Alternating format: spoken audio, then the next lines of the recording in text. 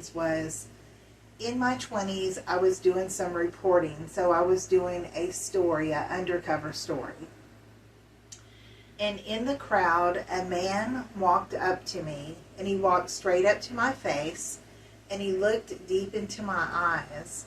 And as he looked into my eyes, he beamed these blue laser beams, bright blue laser beams from his eyes directly into mine.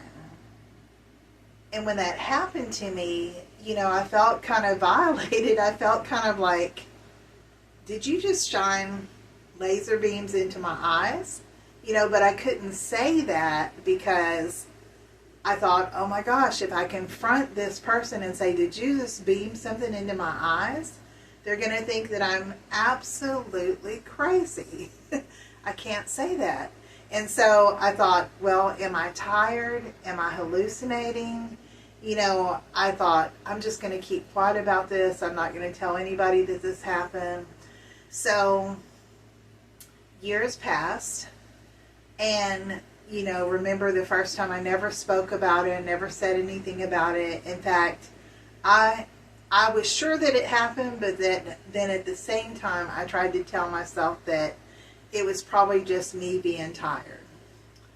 So later, about 3 years later, I was delivering food and supplies to the homeless. And I used to go in these very dangerous places, like under bridges, to abandoned buildings, things like that.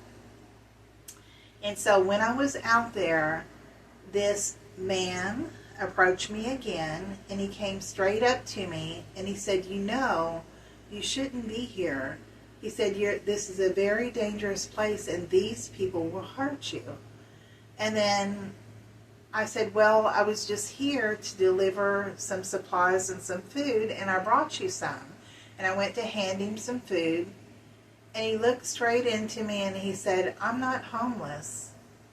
And then he beamed the blue beams from his eyes straight into mine again, as if he scanned me. I mean, just like a scanner, like, I'm not imagining it, I'm not making it up.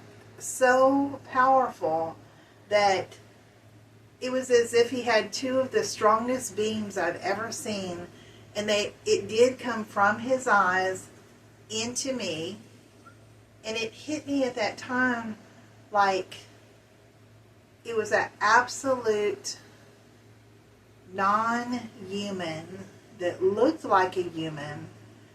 And at that time I thought, this type of person either has to be